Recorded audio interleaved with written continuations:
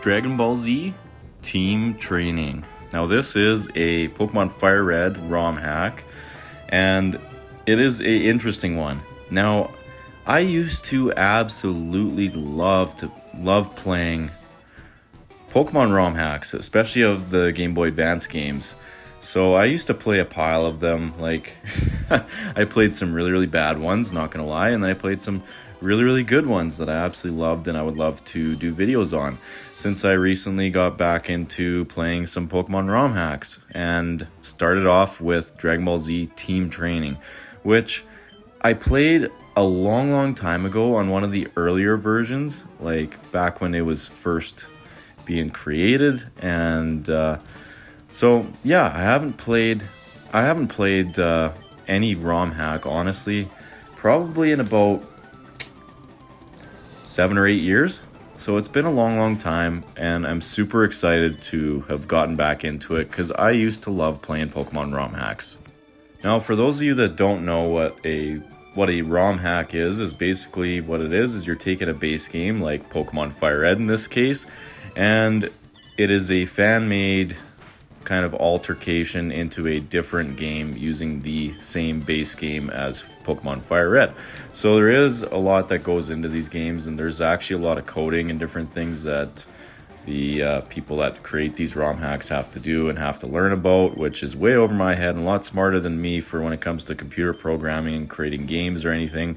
But yeah, they're basically just fan-made games, and this one is an interesting one because it's Dragon Ball characters in the form of Pokemon. So you can catch a bunch of different Dragon Ball characters in capsules and then use them in battle, just like how you do in Pokemon. It's a turn-based RPG, just the exact same type of deal as Pokemon, but with Dragon Ball characters. And of course, as you guys would all know if you've been around for a while, I love Pokemon and I love Dragon Ball, so this game was an absolute blast to play through.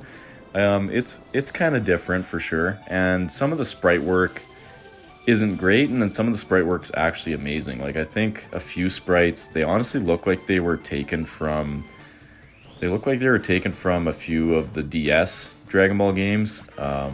Like, especially, like, there was a few sprites that I noticed that kind of looked like they were maybe taken from Attack of the Saiyans. I could be wrong, but there was definitely some very good sprite work, and then some of it was kind of meh. And that's usually what you get when you have custom sprite work on a lot of these games, especially like one of the older ROM hacks that I honestly don't see anyone playing anymore, and it really wasn't that great of a ROM hack, was Pokemon Quartz. That one had some pretty bad sprites, and that was actually one of the first ROM hacks I ever played. But, you know, Super Saiyan Goku looks amazing. Super Saiyan 3 Goku looks really good. Like, all the starter sprites look very good. The only ones I'd really say that come to mind that didn't look very good were like Cooler. Cooler looked kind of meh. All the sprites of Cooler's different forms looked meh. So anyways, that's enough talking about the sprites. Future Trunks looks amazing. And yeah, so I used so many different fighters throughout playing this game. Like, I was just bouncing between different fighters. I was using Cell, and then I was using Usaru, which is the ape that Goku turns into. So I was using the great ape, or the ape, as I think it's referred to in the anime and the English version. So I could be wrong, but I think a lot of the names of the characters in this game were kind of referrals of the Japanese version. I could be wrong, but yeah. So I was bouncing around between a pile of different fighters because I could not choose who I wanted to use and who I liked to use. But by the end of the game, I had a ridiculously overpowered team, and you guys will see. Like, I'll shut down the video and let the final champion battle play out, and you'll see just how stupid my team was. Like, it was pretty ridiculous. So now I'll talk on the story of this game a little bit. So it really hasn't changed from Pokemon FireRed. Like, other than different gym leaders, of course, being Dragon Ball characters. Like, you got Bulma's a gym leader, you got the Red Ribbon Army leader as a gym leader, And then you got Yajirobe was a gym leader. Mr. Satan was a gym leader. So you got a bunch of Dragon Ball characters as gym leaders. And it's the same formula that we all know and love for Pokemon. You take on the gym leaders, and then you go up against the Pokemon League, or the Dragon League in this case. I also really like the fighters they chose for the start of the game, and as you progressed, it was kind of like you were working your way through the anime, which I thought was really cool. Like at the start of the game, you could encounter Tien Shinhan, Yamcha, Krillin all in the wild, and then like, you know, your basic kind of weak human characters in the anime. And then as you get further along, then you eventually end up coming against Frieza, and then you end up coming against Cell in the wild, and then you progress further along and you can catch yourself a Majin Buu when you reach your way to Fuchsia City, or where Fuchsia City would have been.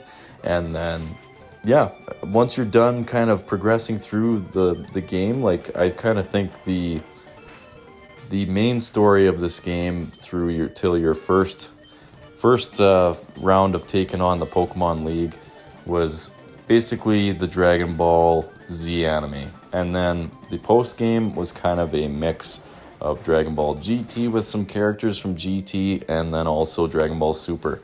So I thought that was really clever the way they did it, and it really made the post game feel like you actually had a lot to do, and there was a lot of things you could keep yourself busy with in the post game, whereas a lot of Pokemon games, typically the post game is a little bit slowed down and there's not a whole lot to really do. But I also found that, you know, being a Pokemon FireRed ROM hack with having the Sevi Islands post game, there's lots to do. I always like Pokemon FireRed, I've talked about before, is my favorite Pokemon game of all time, and I love the post game. The Sevi Islands are probably my favorite post game out of any of the Pokemon games. Like for me, it's up there with the Johto games when you go to Kanto for the post game. Like I just absolutely love the Sevi Islands, and in this game they made good use of the post game and stretched it out with being able to catch GT characters and super characters, which was awesome. I also really liked that they added in fusion in this game, so you could catch two compatible fighters, and then you could do a fusion at the Cinnabar Island, I guess, Pokemon lab there, where you would normally resurrect your fossils instead of being able to resurrect fossils. Well, I guess there was one fossil you could resurrect in the game, but I guess one type of fossil as it would be. But then there was also the fusion lab where you could do fusion. So I fused Gotenks and Super Boo to get Boo Tanks, and then you could also fuse together to get Gogeta and Vegito. So there's definitely a few cool fusing combinations that you could do, which I really enjoyed, and I thought it was a cool addition to the game, like having fusions. That was awesome. I definitely don't remember that being in the earlier version that I played many years ago, so I think that's pretty cool that they added it into the later versions. Now, speaking of later versions, I definitely was not playing on the latest version, which I kind of found out after I was playing through the game, and I was looking up things online. Like there was just a few things that obviously weren't in my version that would be on the most recent up-to-date version, but at least the version I was on still had the majority of everything that was added into the game, which was very good. But I found this Dragon Ball Z team training wiki where I could look up, and there was like a scouter index where it was basically the Pokédex for this game, and I found out that in the most recent version they lowered a lot of the stats of the fighters. So mine was most likely the version that had the very high stats of each fighter. So I definitely noticed it. Like there was you'll see when I end up getting further in the game after I'm done the regular main story, and in the post game you can get some really overpowered fighters. But that's the cool thing about this ROM hack, is like every single fighter, for the most part, at least by the time you reach the end of the game and you're taking on the Dragon League and everything, like your fighters are overpowered, the other trainers' fighters are overpowered, and it's just kind of balances out and makes them all equal, because every single fighter in at least towards the end of the game, is ridiculously overpowered. Now, the reason why I couldn't decide, like, as you guys have seen through the gameplay so far, I kept changing up my fighters all throughout the game because I couldn't decide who to use. Like, there's just so many different combinations, and the thing is like, with Majin Buu anyways, you can evolve them into Super Buu, and then you can either fuse them with Gohan to make Buuhan, or you can fuse them with Gotenks to make Bootanks, or you can just level them up to level 45 and get Kid Buu. So there's a few fighters that way where there's multiple different combinations you can do. And as you can see with my team here, like I had Bootanks and also Kid Buu, just because I really like, I like Super Buu. Super Buu was one of my favorite enemies in the entire, like, my favorite villains in the entire anime. I really liked Super Buu. And I also really like Cell. Like, the Cell saga is probably my favorite. And then, yeah, I can't really decide. I just like the entire Dragon Ball anime and the Dragon Ball Z anime. So, yeah, I definitely can't really decide, but I just thought it was very, very difficult to choose my team because there were so many different combinations you could go with. And you could choose to fuse characters together if you wanted to, or you could keep them separate. Like, if I wanted to use Gotenks 3 was actually really, really strong too. So, but I just decided to fuse them with Super Buu and get Bootanks, which was even more overpowered. But Gogeta was insane. Like, Gogeta was absolutely insane and one of the best fighters on my entire team throughout the main story and also in the post game as well. But I changed up my team quite a bit in the post game, as you guys will see coming up here. But there is one thing that I learned, is basically dark types absolutely suck in this game. And Majin Vegeta is a dark type, so Broly just hits it with a fighting type attack and it's a one-shot. But that's the way it goes with also Super Buu, Kid Buu, and a few other fighters. Like, they're just so weak because they're dark types and everything else is fighting type. That's the only kind of, I guess, interesting thing about the game that kind of makes some fighters really useless, is the fact that if they're dark type, I mean, everything else is basically fighting type, so it's super effective and one of the few typings that's weak in the game. Like, normal type and a bunch of the other types don't work as they do in regular Pokemon games.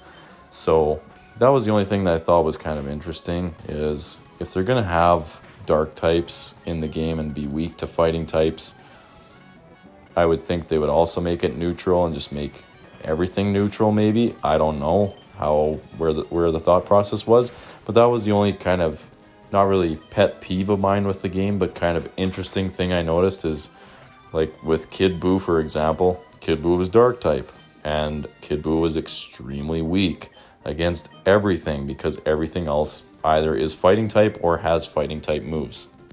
Anyways, here's the awesome team that I had to finish the main story of the game. I had Broly, I had Bootanks, Goku was my starter, Gogeta, Trunks, Future Trunks, I guess I should specify, and then Kid Buu. So an absolutely incredible team. And then the post credits, I wanted to talk, like, this, some of the music they added in was incredible. Like, the main theme music when you load up the game and you're at the title screen is incredible, and then also the credits music is incredible. I like that they added some Dragon Ball music in, and then they also changed up the wild encounter music as well. So there was some music that was changed, but for the most part, a lot of the music was still remained the same as Pokemon FireRed version. So now we get into some of the post-game talk here, which I really, really enjoyed, because I thought it was really, really cool, some of the things that the creator of this ROM hack did in the post-game. So, for first off, you got GT characters. Super Saiyan 4 Goku was incredible, and as soon as I saw that I found GT Goku in the wild, then I was like, oh yeah, I'm going to use Super Saiyan 4 Goku on my team for sure. And then the other thing as well is they added Gohan and Vegeta as wild encounters that you can come across as well, which is really, really cool. So you could get all three starters, because Gohan, adult Gohan, Vegeta, and then Goku were the three starters in this game. And then if you collect all the Dragon Balls, you can summon Shenron and have a wild battle or a legendary battle against Shenron, which is really, really cool. That was a cool addition into the game, because you have the Dragon Balls spread out throughout the entire game, and then once you collect all 7 Dragon Balls, then you can summon Shenron and catch him. So that was really, really cool as well. Like, just the post game was a lot of fun. You also had Birth Island right here, and then you had Naval Rock as well, with a few fighters that you could catch. So, and mainly like Dragon Ball Super characters that you could catch on these special islands. And then also Cerulean Cave. Cerulean Cave, you were able to encounter Beerus. So that was pretty cool too. Like, all the legendary fighters they have in this game, I think were very, very good choices to have for legendaries. So very, very cool that you were able to battle and catch various main villains from the Dragon Ball Super anime mainly. You could also, I guess, catch a few characters from GT as well, with Omega Shenron being one of the legendary encounters. So I just think they did a really, really cool job with all the legendary selection. I thought it was very, very well done. After playing this ROM hack, it definitely rejuvenated my my want to rewatch the anime. So I just finished the original Dragon Ball anime, and then I'm starting on Dragon Ball Z again, which I haven't seen in a very, very long time. And then I want to finally get through Dragon Ball Super. Like, I've seen the odd episode here and there, but I really have zero clue where a lot of the super characters in this game were from, and I want to brush up and get a little bit more knowledgeable on Dragon Ball Super. So anyways, you also had God Stones as well, which you could use to evolve Gohan, Vegeta, Goku, and you could get their Super Saiyan God forms, which I thought was super cool. And then another thing that, of course, with me not really watching much of Dragon Ball Super, ever seeing much of it, like, I don't really know how the whole transformation into Super Saiyan God happens, but that's why I gotta brush up. I gotta get on to Dragon Ball Super, gotta watch it. So I'm gonna get through Dragon Ball Z again, because I absolutely love the original Dragon Ball and the Dragon Ball Z anime. So I'm gonna watch through both of, well, I just finished the original Dragon Ball, and then I'm gonna rewatch Dragon Ball Z here, and then I want to get on to Dragon Ball Super finally and actually sit down and watch it all. So that is my plan, because this game definitely rejuvenated my love for the whole series, and I'm going to definitely get through Dragon Ball Super now. Well, that's about all I really have to say about Dragon Ball Z Team Training. It is a phenomenal ROM hack of Pokémon FireRed, and I highly recommend you guys check it out if you like Pokemon and you like Dragon Ball. Because it was a very, very fun game to play through, and I absolutely enjoyed it. So this is my ridiculously overpowered team by the end of the game for my second run through the Dragon League. Like, just ridiculous. My team was so overpowered for this final run. But yeah, I really, really enjoyed playing this game, and it definitely got me back into Pokemon ROM hacks, which I haven't played any in such a long time. So I really, really enjoyed it, and hopefully you guys enjoy it too, and then I might make some more videos on some more Pokemon ROM hacks. So without further ado, I hope you guys all enjoyed this video, and if you did, leave a like, subscribe for more, and I'll see you all in the next one.